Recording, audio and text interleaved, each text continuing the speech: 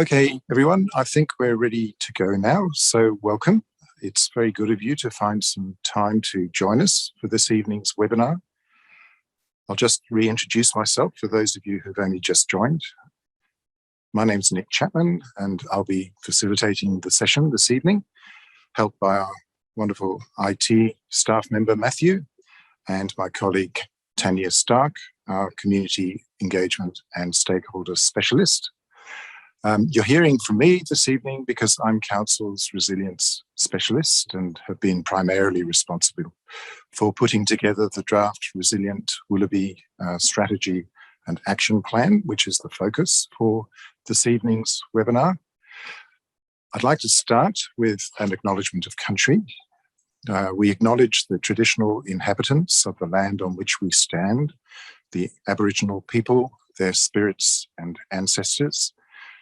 We acknowledge the vital contribution that Indigenous people and cultures have made and still make to the nation that we share, Australia.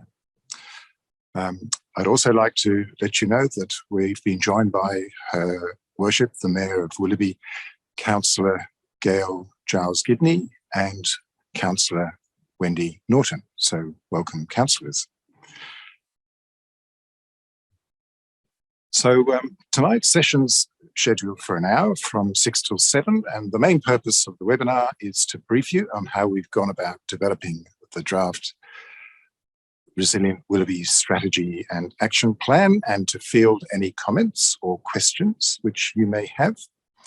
The draft plan was endorsed by Council at its meeting on the 15th of June and is on public exhibition now until the 25th of July. So this provides an opportunity for anyone to review the plan and provide us with any comments via Council's Have Your Say website. So when Council drafts a new and quite ambitious document like this for the first time, it's very helpful for us to receive feedback from community members and our partners and stakeholders who are actively involved with us in resilience building activities. Once the public exhibition period is done, we compile any comments which we've received. We make any necessary changes to the plan in response to the comments or suggestions which have been put forward. And we then finalise the plan and we submit it to Council for formal adoption. So this is likely to be done at the Council meeting in September or October, if all goes according to plan. And then after that, the plan becomes the public expression of Council's approach to resilience building in our Willoughby community. And we start implementing some of the new actions outlined in section 6 of the plan, or consolidate and extend some of the many resilience building activities which Council's already engaged in. And these are outlined in section 7 of the plan. As you're probably aware, if you've taken the trouble to tune in to this webinar this evening, the full-length 55-page draft plan is posted up on the Have Your Say website, along with what we hope is quite a useful summary, a plan on a page, which is also posted up there. So that's where the webinar fits into the broader community engagement and Council decision-making process. In terms of the format for this evening's session, I'm going to trot you through the plan in about 25 minutes. And during this time, you're invited to type in any observations or questions into the chat function. So you should find the chat icon at the bottom of your Zoom screen. You can type in your comment or your question, but make sure you press return so that it will then be posted up for everyone to see. So my colleague Tanya will be keeping an eye on the chat, and she's going to group any questions or comments together, and then I'll endeavour to answer them as best I can during the remainder of this evening's session. So that's the Q&A part. Public webinars like this are recorded and posted up on the Have Your Say website so that anyone who's interested, but who may not have been able to join us this evening, can watch a bit of the presentation and then make some comments by the due date, hopefully, of 25th of July. You'll have noticed that your camera and microphone facility in Zoom won't be switched on this evening. This is not because we're not interested in what you have to say. It's just that if everyone's got their mic on and there's background noise like dogs barking or doors slamming, then that can kind of drown out the sound of the presentation, which people are trying to listen to. So please make good use of the chat function in the next 50 minutes or so. We're very interested to hear what you have to say. So I think that's it by way of housekeeping. Now, if you were here in the council chamber with us, as is normally the case, I'd be pointing out that the toilets are there, that the fire exits are there, but I don't have to do that this evening because everybody's at home or in the office or wherever. So moving on, we've had a pretty challenging time in New South Wales in the last 15 months. In February last year, we were still in the grips of the worst drought experienced in Eastern Australia for 100 years. We were still reeling from the terrible Black Summer bushfires, which destroyed 5 million hectares of bush in New South Wales alone and had a terrible impact on wildlife, which is obviously continuing to be felt in our environment and will take several years to recover from. I'm sure you'll remember the disturbingly thick and at times quite acrid bushfire smoke which blanketed Sydney at various times from November 2019 to January 2020, and meant that on some days we had the worst air quality in the world by a long shot. December 2019 was the hottest December ever recorded. And on the 17th of December 2019, right across the country, it was over 40 degrees. So that's a pretty salutary prospect. Then, in late February 2020, everything changed. We had torrential rain, a 1 in 30-year rain event, in fact. And that broke the drought in many parts of New South Wales, which is obviously a good thing, but also caused major flooding and storm damage in places, which is a very bad thing for the people, the livestock, and the native animals impacted. And of course, we had another 1 in 30-year rain event just 2 months ago, which caused very disruptive flooding in many parts of coastal New South Wales, including the Hawkesbury River Basin, quite close to home. So that's 2 1 in 30-year events in a matter of 15 months. So I think the planet is telling us something. And then in mid-March last year, the significance of these natural disasters was swept aside as the COVID-19 pandemic reared its ugly head and caused social and economic disruption on a global scale and continues to dominate the headlines 15 months later as those of us in Sydney endure another lockdown. So, as the Queen of England says from time to time, it's been an annus horribilis, a horrible year. And all the indicators suggest that the pandemic will continue for many months to severely disrupt life socially and economically. And of course, the impacts of climate change will continue to intensify.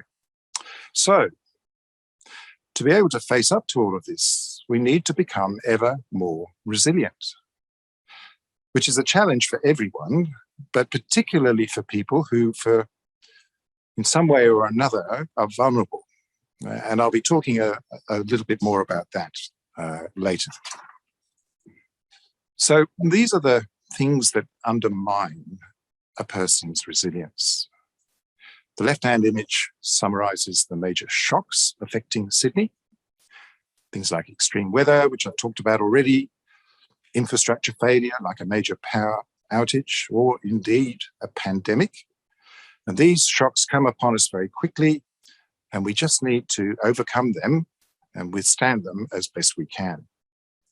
On the right of this slide, you have the major stresses. So these are the things that are always there, often for several years, and they kind of eat away at an individual's ability to cope with life and overcome the shocks. So these are things like expensive housing. I think Sydney is the third most expensive city in the world for housing.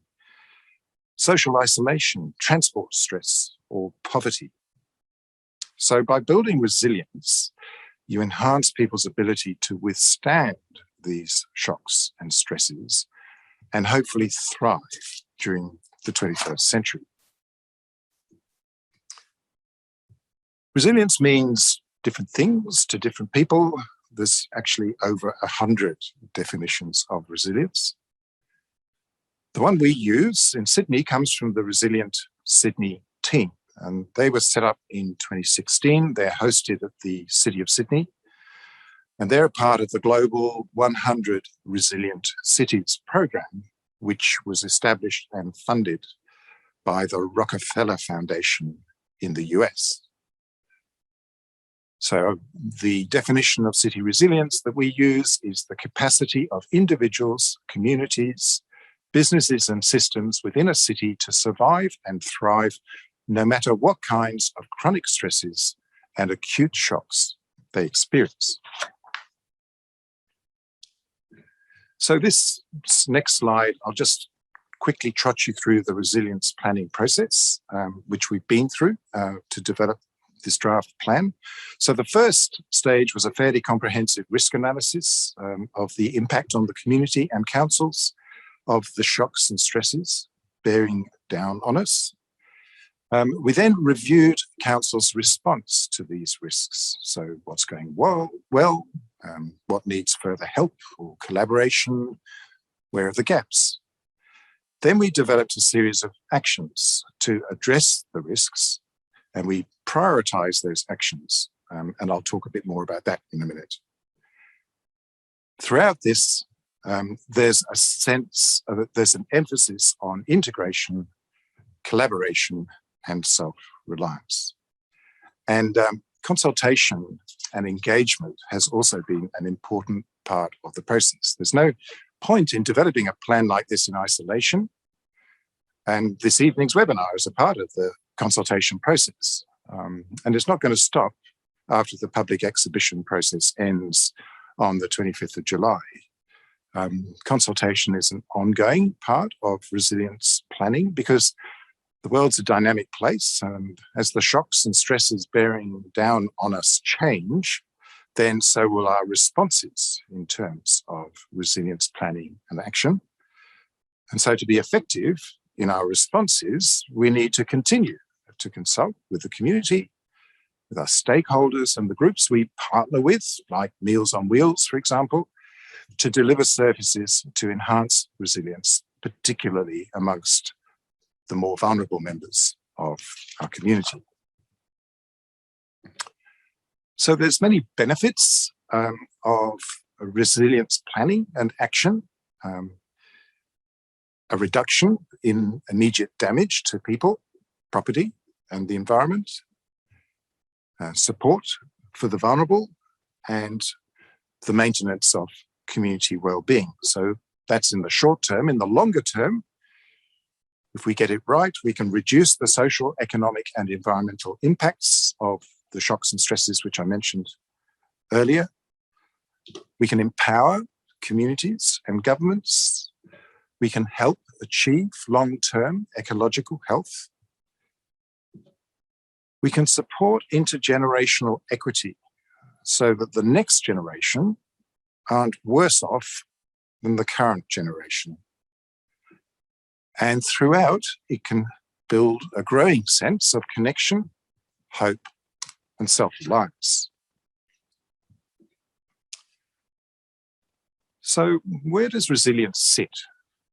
Well, as this diagram shows, it actually sits right in the middle.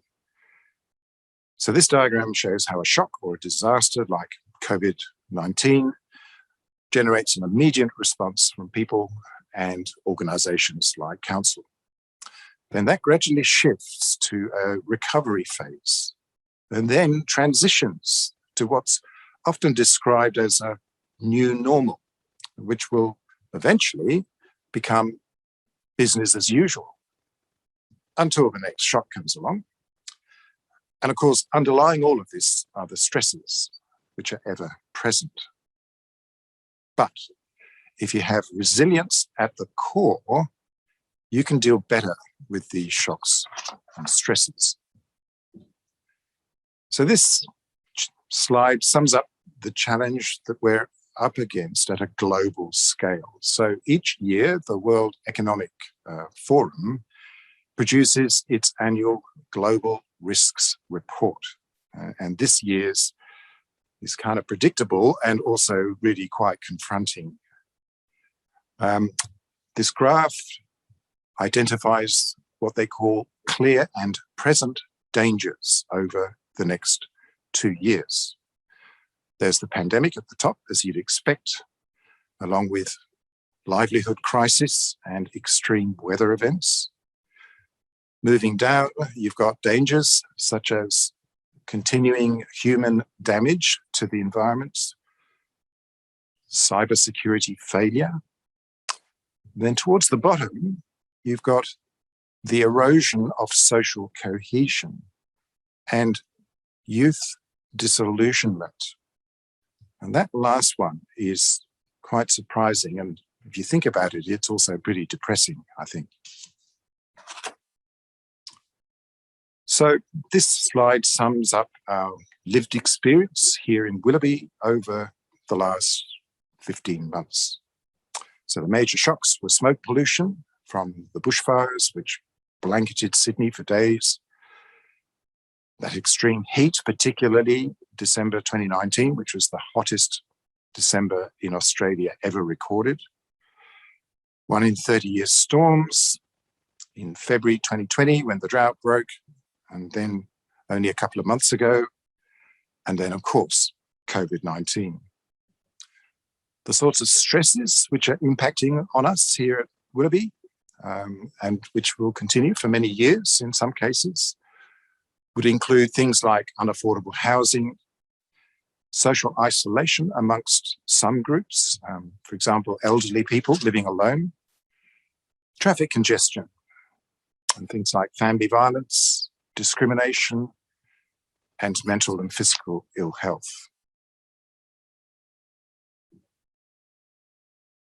So not everyone is impacted by shocks and stresses to the same degree. So if you're already up against it, because you may be suffering ill health from a disability, or you are a frail elderly person living alone, the shocks and stresses can have a big impact on you. So in the resilience plan, we need to focus on the needs of the vulnerable in our community, as well as the needs of the community in general.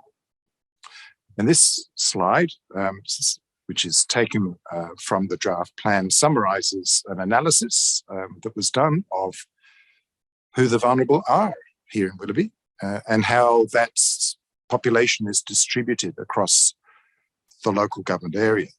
So there's more elderly people, that's 80 years old, plus living in Chatswood West and Lane Cove North than, say, St Leonard's, where less than 2% are over 80 years old. Poor proficiency in English is highest in Chatswood, as you'd expect, compared to, say, Castle Crag. And similarly, nearly one-fifth of the Chatswood population are facing housing stress, compared to less than 2% in Castle Crag. So in our resilience planning, it's the needs of these groups in particular that we should be focusing on.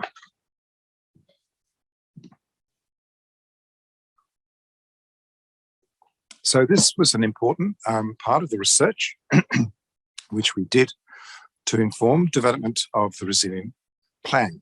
We took the opportunity to piggyback onto Council's Community Perception and Resilience Survey, which was done by a company called Micromex last November, and they regularly conduct surveys for Willoughby Council and other councils around the place. And in the survey, we listed 15 resilience challenges, and we asked people to tell us which ones were of most concern to them. Interestingly, the greatest shock was still the Black Summer bushfires. And we were asking these questions 9 months after the bushfires effectively ceased. And of course, closely followed by the shock of the pandemic. I think on the right, the stresses are quite revealing. You've got climate change at the top, but also things like cost of housing, work-life balance, transport stress, employment opportunities and job security. It's also interesting to note that there were marked differences between groups within the community. So people who rented, and they're perhaps often on a lower income, and culturally diverse groups, well, they were more concerned about brass tacks issues like employment opportunities or the cost of housing, whereas homeowners were typically more concerned about bushfires and climate change. So this survey data has informed development of the action plan. So moving on to the plan itself, we developed a value proposition, a thriving, vibrant city that is resilient, sustainable, and connected. We developed 4 resilience outcomes, and we've grouped the actions in the action plan under these 4 headings. So firstly, resilient people. Our diverse community is healthy, adaptable, connected, inclusive, and self-reliant. Resilient buildings. Our buildings are safe, well-designed, affordable, and sustainable. Resilient places, which can withstand the challenge of climate change, sustain biodiversity, and support vibrant, connected communities. And finally, resilient governance. Our public agencies and institutions are trusted, efficient, and responsive to community needs. So, not surprisingly, the risk analysis generated a lot of actions, 103, in fact. So we needed a way to help us decide which actions needed to happen first. What are the priority ones? So we developed a number of criteria, and the actions which addressed or ticked the box several times kind of rose to the top. So the criteria for prioritizing the actions were, is it integrated? Does it address multiple community resilience challenges rather than just one thing? Is it achievable? By that we mean, is it cost-effective and viable? Is it needs-based? Does it focus particularly on the needs of vulnerable people in our community?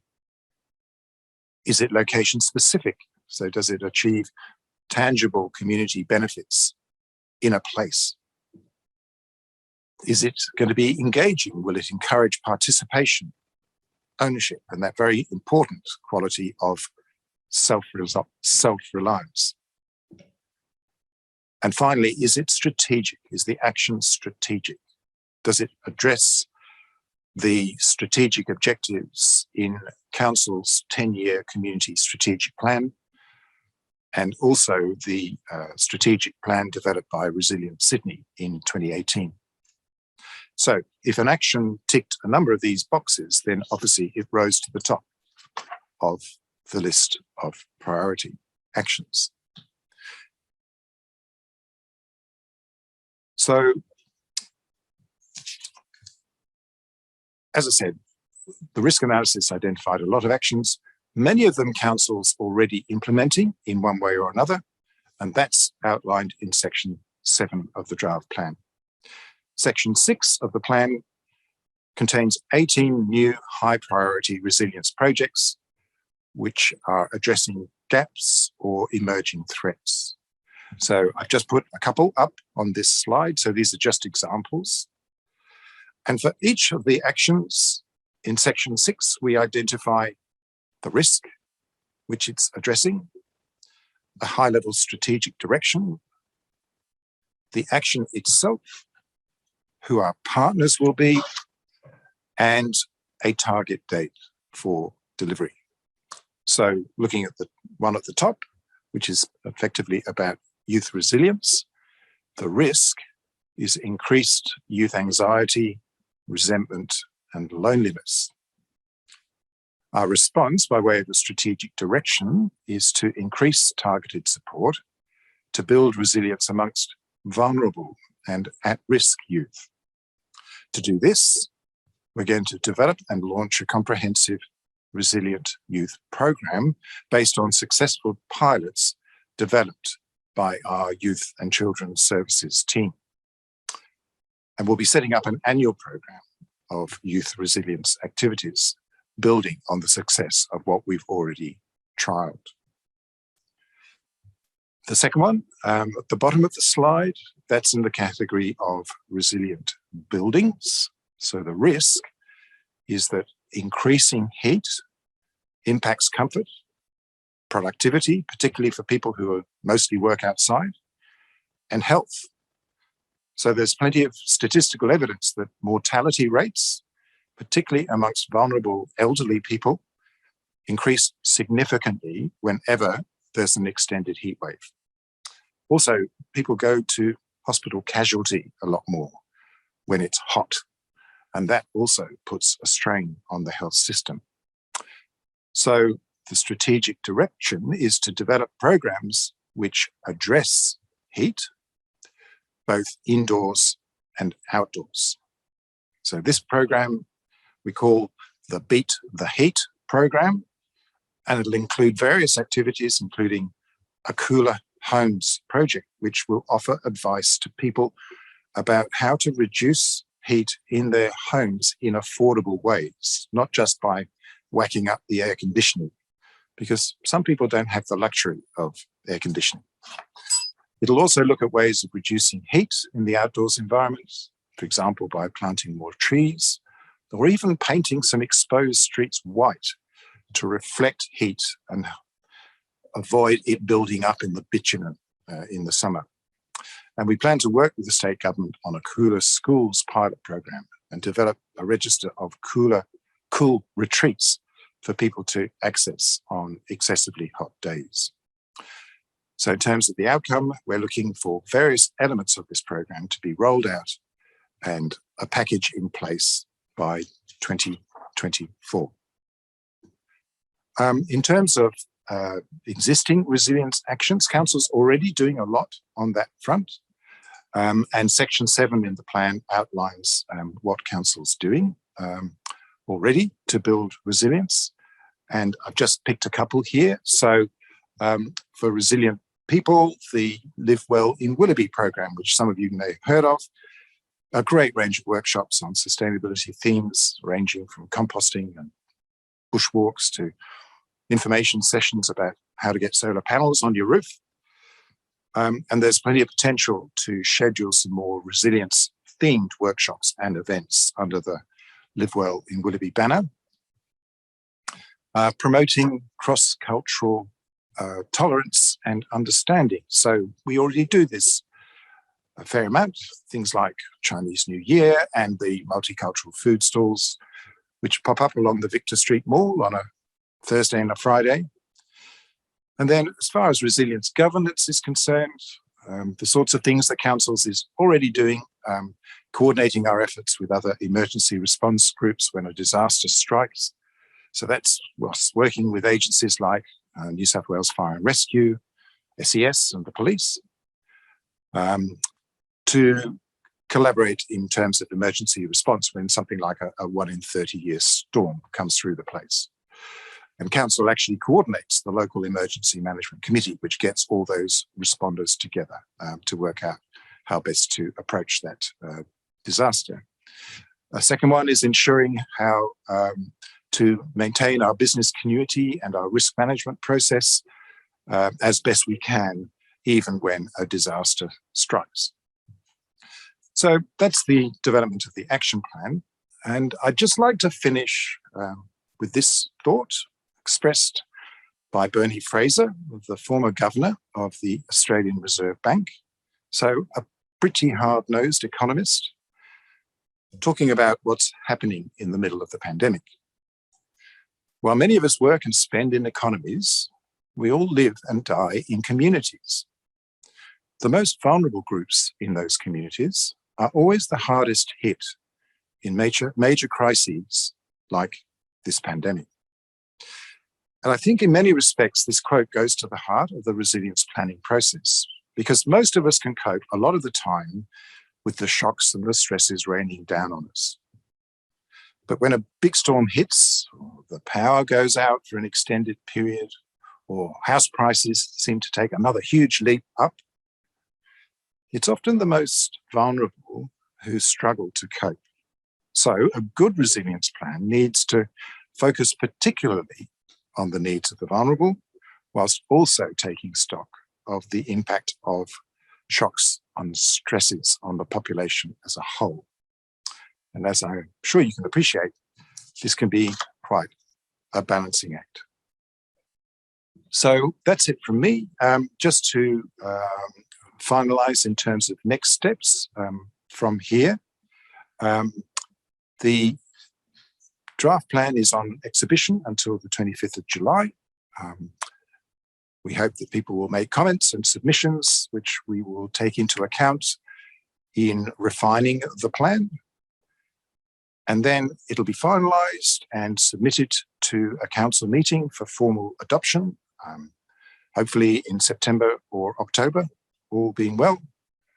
And then we will get on with implementing the actions outlined in the plan, as well as doing the things that council's already doing in terms of resilience building.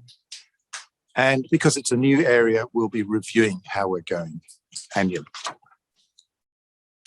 So thank you for listening. Now's your opportunity to pop your questions in the chat, and I'll do my best to respond to them.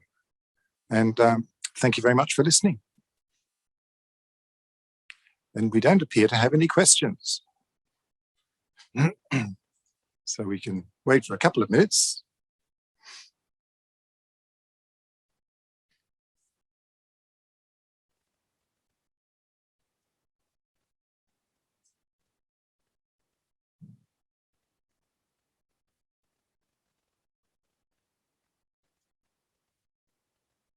Okay. Well, I think that's it. Oh, sorry. There's one coming up just now. So this is a question from Anna. How is feedback incorporated into the plan? So as I mentioned, everybody has the opportunity to type in their comments via the Have Your Say website and fill in the survey form. After the public exhibition period closes in about 2 weeks' time, we'll have a look at the comments that have come in, and we will then be in a position to respond appropriately, make any necessary adjustments to the plan, and then submit it to the council for formal adoption. So how long that takes kind of basically depends on how much commentary we get, Anna. But we're hoping that we can wrap it up within a month to 6 weeks from the end of the public exhibition process, so that we can get it adopted towards the end of the year.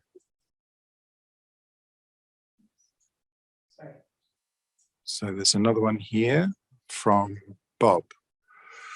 What does resilience do for homeless people in the Chatswood CBD?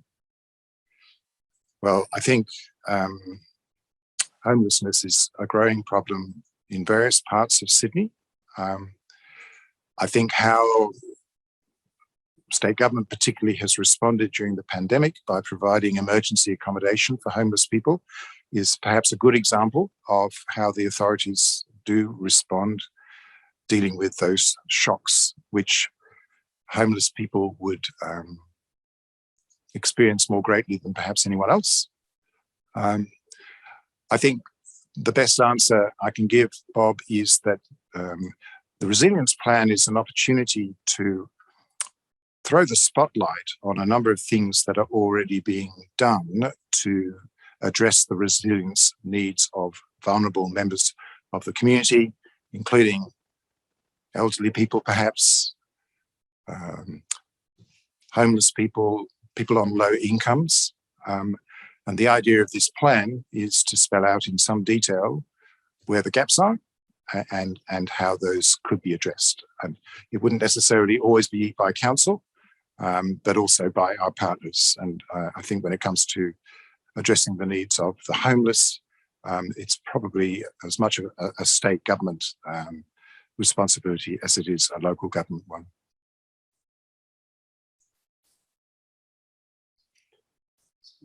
So we've got another one here.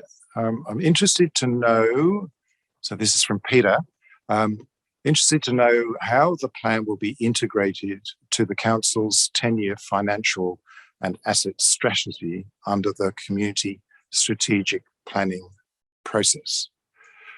And I guess the short answer to that, Peter, is that it will be integrated.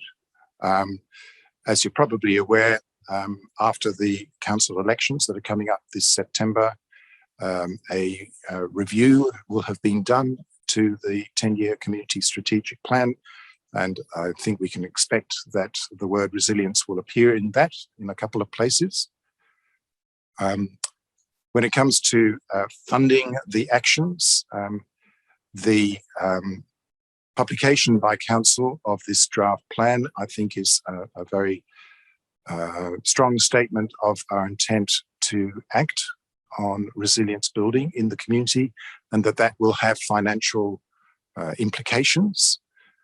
Some of the things that are in the action plan actually won't cost a great deal of money at all, or they can be covered under existing budgets, but there are some new areas. For example, our commitment to try and implement 2 urban greenways across the LGA, and that will take a number of years and some quite considerable resourcing, we expect. And so the resilience projects will be looked at along with all the other projects that council funds on an annual basis. And then once they get through that, they'll be in the 1-year and 4-year operational plans. Another Peter with a question. What provision is made in the plan for increasing council's capacity to respond to increasing demands as the disaster crisis unfolds? Well, I think one way of responding to that, Peter, is that the production of the resilient Willoughby strategy and action plan is a pretty strong statement by council that we are aware that shocks and stresses are present, and in the case of climate change, for example, are going to increase. So kind of by default, the production of the plan and the identification of new and existing actions is council's way of saying, this is what we intend to do about it. The difficulty, though, with disasters is their predictability. And so when my role was created and I started last February, there were just, vague news reports about a nasty virus that had appeared in China. All our focus was on the natural disasters that we'd been battling over that 2019-2020 summer, the bushfires, the drought. So there is some unpredictability in the resilience space, and so flexible thinking and appropriate response is a pretty important part of the resilience planning and implementation process, which is why we need to review this plan every 12 months or so to make sure that we can fine-tune it depending on whatever shocks might have come our way.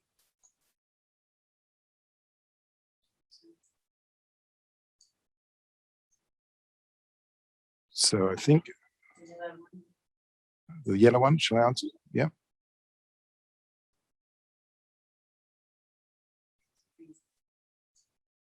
So how will this integrate to Council's financial and asset planning? In considering this, how may the Council change what it funds based on the direction of the resilience plan outside new levies? Well, I guess that's a bit similar to what I was trying to say to your earlier question, Peter. It will be, the resilience actions in the plan will be looked at by Council and implemented as part of its 1 year and 4 year operational plan. Some of those actions may not cost any money, or, small amounts of money. Others can be funded from existing commitments, so the environment levy perhaps, but some actions, as I was mentioning, the multi-purpose greenway proposal for 2 new greenways across the LGA, those will require the allocation of funds, and so that will need to be assessed by Council against the other priorities that it will be looking at from one financial year to the next. So the resilience actions will be a part of the annual decision-making process the Council already does.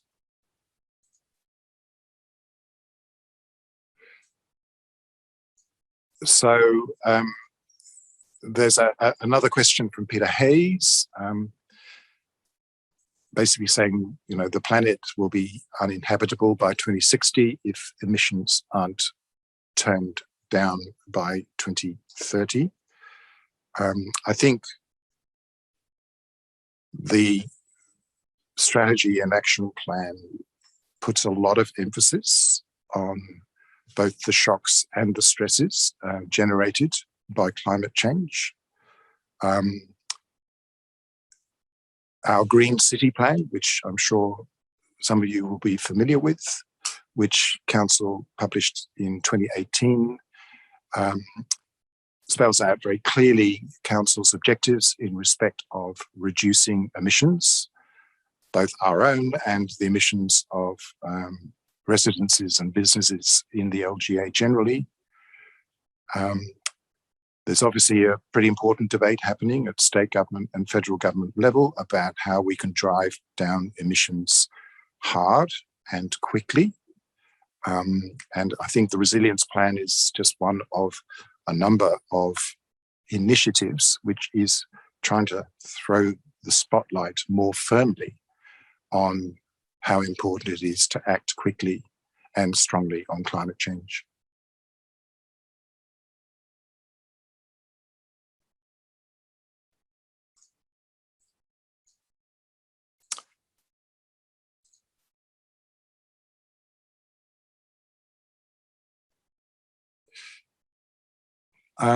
So Peter's just come back with another comment, which is saying, well, what about consideration in the strategic plan of the fundamental threat of an uninhabitable planet?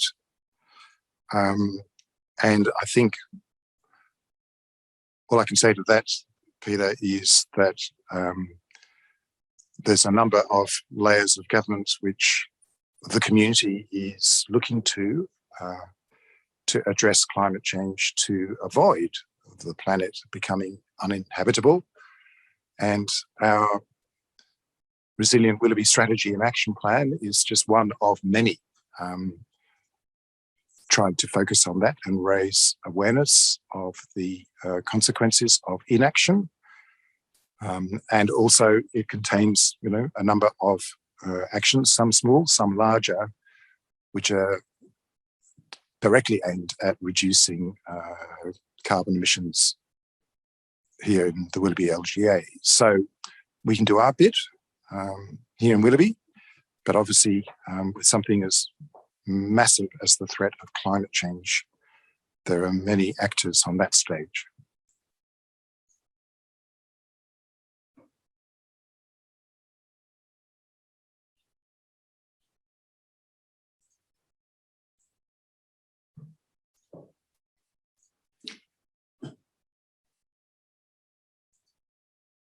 So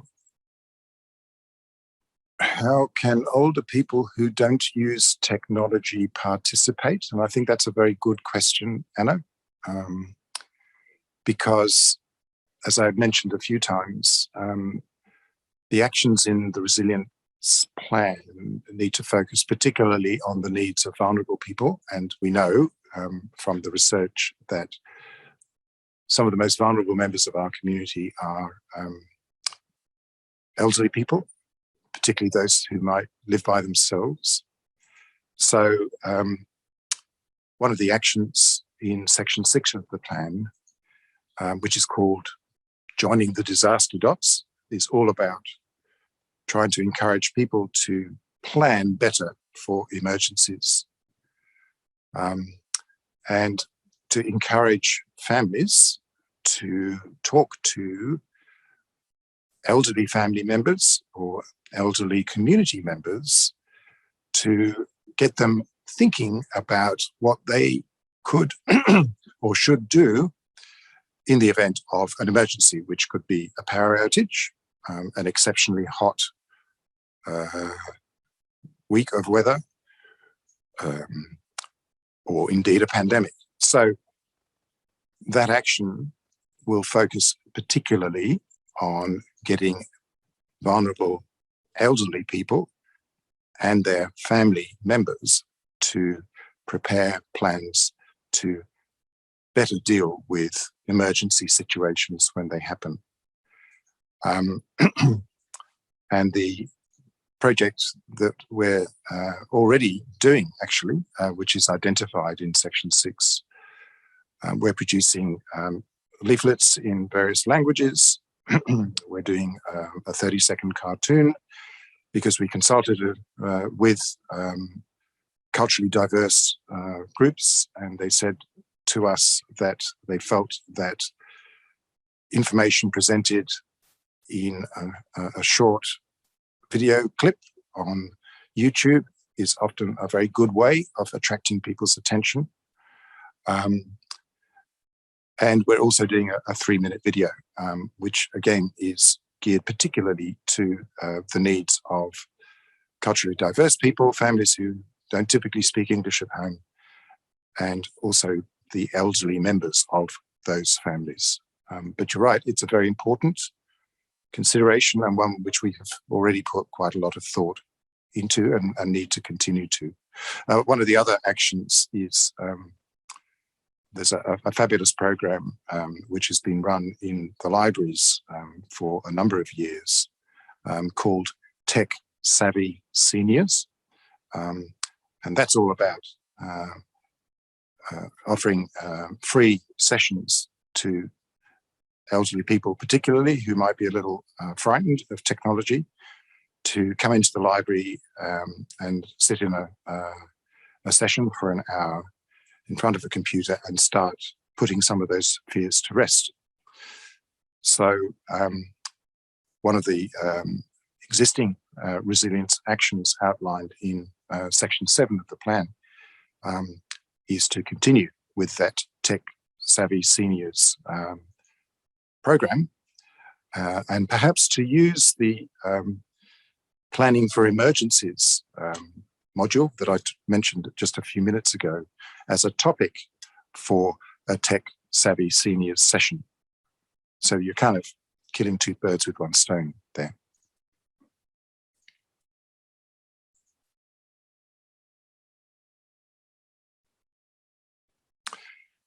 Okay, so the questions are still rolling in, which is great. We have another one from Peter Hayes. We need to link this plan to that higher level planning and acknowledge the event of higher planning failure. I probably can't comment on the higher planning failure unless you would going to spell out which of those higher plans you consider to have failed, Peter.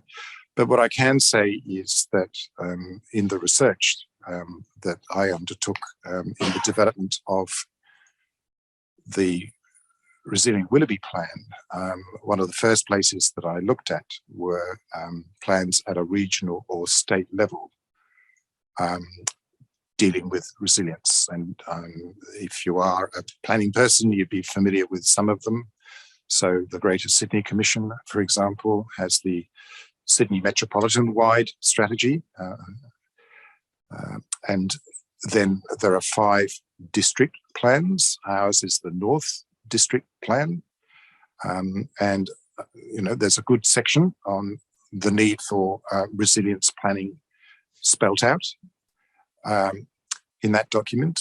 And then council's planning people have also been working on the resilience challenge from their planning perspective. So the local strategic planning statement, for example, that every council has to produce, and we published ours last year.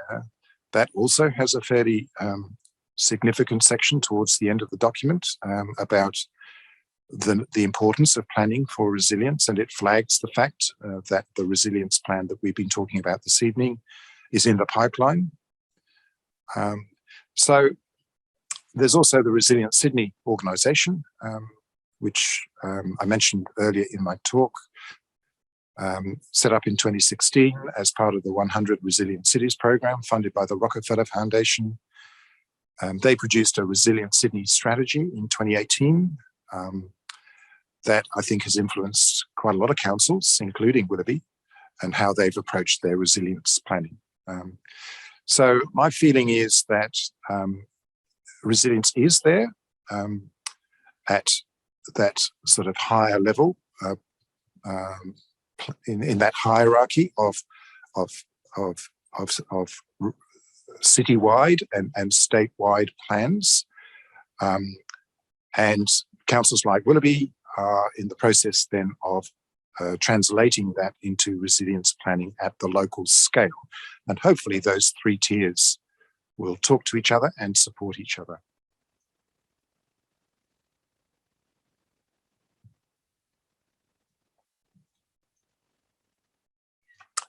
Okay, everybody. Well, I think we're getting close to 7. So unless there are any burning questions, I think I'd like to wrap up now by saying thank you, everyone, for your attendance this evening. I hope you found it interesting and worthwhile. Thanks very much for putting your questions to me as part of the Q&A. Please, if you have more to say or more to ask, jump on, have your say, and fill in the survey form. It's only 6 questions. And add any additional comments that you would like to make and submit those by the deadline of the 25th of July, which is in a couple of weeks' time. As I said, we'll be taking those comments on board and making the necessary changes or adjustments to the plan. And hopefully we will have it up to council for formal adoption towards the end of the year. And you'll be able to read it as a published document. So I think that's it from us here in Council Chamber. Thank you very much for listening and participating in this evening's seminar. And have a good evening, everyone.